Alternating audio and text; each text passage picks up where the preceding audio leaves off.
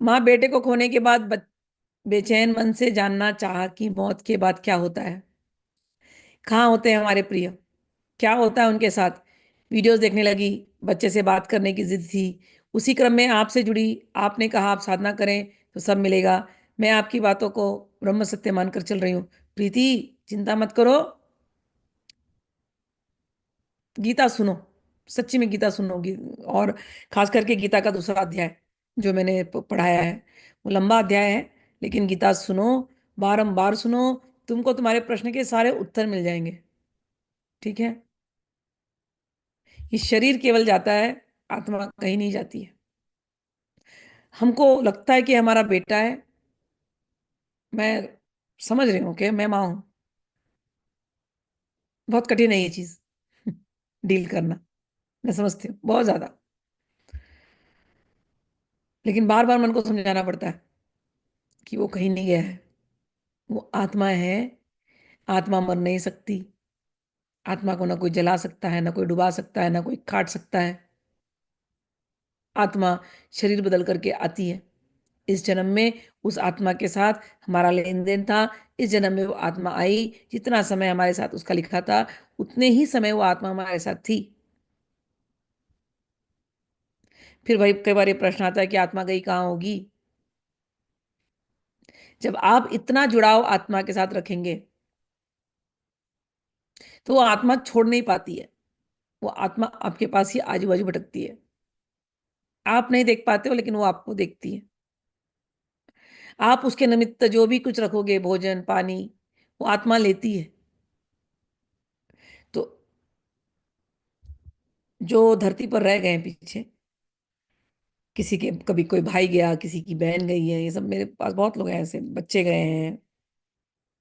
तो वो रोते रहते हैं ऐसे ही कि क्यों छोड़ करके चले गए, क्यों छोड़ करके चले गए। तो आप उनको आगे जाने नहीं देते उस जर्नी में। तो वो आत्माएं आपको छोड़ती नहीं है, वो आपके पास ही रहती है। इस धरती के पास एक लोक है, पितृलोक, बिल्कुल धरती से जुड़ा हुआ है वो लोक। तो ये सारी जो आत्माएं जो अनटाइमली जाती हैं, जो हमको लगता है कि अनटाइमली, लेकिन उनका टाइम हो चुका था। हमें लग रहा है कि वो अनटाइमली था, लेकिन उनका टाइम हो चुका था नियति के हिसाब से। तो ये सारी आत्माएं, क्योंकि इतना जुड़ाव है, इतना अटैचमेंट है, और आप छोड़ना नहीं चाहते हो, आप रो रहे हो उसके लिए, तो वो भी आत्मा आपको छोड़ नहीं सकती है। तो ये आत्माएं इस पितृलोक में रहती हैं। स्टेशन है ये।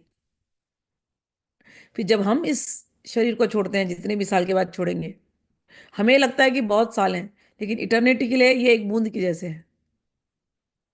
न जाने हम कितने जन्म लिए हैं, कितनी बार माए बने हैं, कितनी बार पिता बने हैं, कितनी बार बच्चे बने हैं। न जाने हमने कितनी बार ये अनुभव किया है, कितनी बार।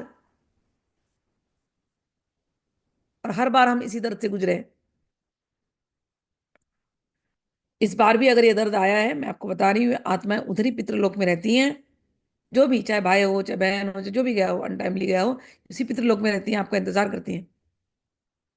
और जब ये श्राद्ध का समय होता है, नवरात्रि के पहले वाला, और दिसंबर में होता है, उस समय पे ये आत्माएं नजदीक आती हैं। और जो भी उनके प्रियजन उनको ऑफर करते हैं, और मैंने हमेशा कहा है, उनको प्रेम दो, उनको माफी दो, और उनसे माफी मांग लो। बार बार बार बार प्रेम दो, माफी मांग लो, और उनसे कहो अब मुझे अटैचमेंट कम करना है, अब आप अपने आगे की जर्नी में जाओ। ये कहो अपने मुंह से कि बस अभी अटैचमेंट कम करना है, अब आप जाओ आगे की जर्नी में। आपसे मिलकर के इस जन्म में बहुत अच्छा लगा। आत्मा है वो, आत्मा। कहो उनसे, वो सुनते हैं आपकी बात। और दिल से फील करो कि वो जा रहे हैं। तो थोड़े दिन के बाद वो आपकी याद भी कम हो जाएगी, और वो भी आगे निकल जाएंगे। लेकिन आप अगर उनको हमेशा याद करोगे, वो आपके आजू बाजू घूमते रहेंगे। तो आपने पूछा कि कहाँ जाते हैं, ये उस पितृलोक में जाते हैं।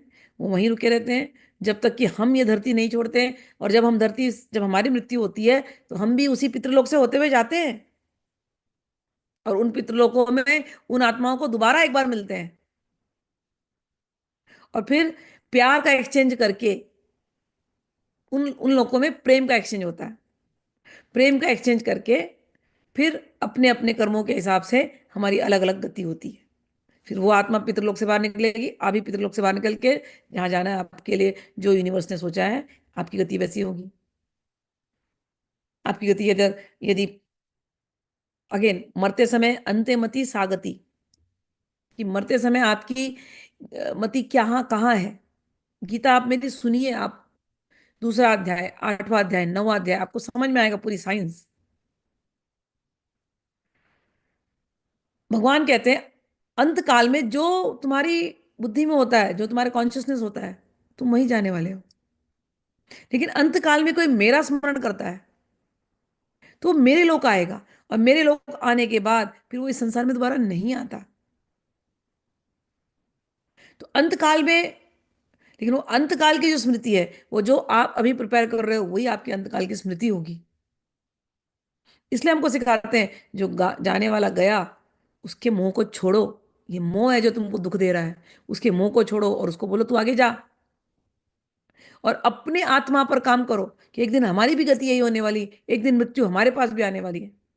हमें कैसी मृत्यु चाहिए? अगर मोह में आप जाते हो फिर से, क्योंकि एक पुत्र गया, बट आज जीवन में हर पल हर जगह मोह ही है, मोह का जाल है बस। और मरते समय आप उस मोह में जा रहे हो, तो वापस आना है शरीर लेकर के, फिर से ये लीला पूरी करनी है। तो आपकी चॉइस है, इसमें कोई बुरी बात नहीं है। आप फिर से आओगे लीला करके, लेकिन अगला जन्म फिर होगा, तो अगले जन्म में गारंटी नहीं है कि आप माँ बनोगे वो बेटा बनेगा, नहीं। अगले जन्म में भाई बहन बन सकते हो, अगले जन्म में प्रेमी प्रेमिका भी बन सकते हो, अगले जन्म में कुछ भी हो सकता है, पशु भी हो सकते हो, पेट एनिमल भी हो सकते हो। कि आत्मा को संबंध अलग होता है और शरीरों का संबंध अलग होता है। समझ में आया ना? आत्मा केवल प्रेम जानती है, शरीर के संबंध अलग होते हैं, उसको हम नाते रिश्ते का नाम देते हैं। आत्मा का संबंध प्रेम का संबंध होता है। समझ में आया?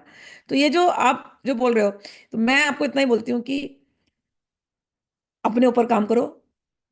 उनको, वो हैं पितृलोक में, रहने दो।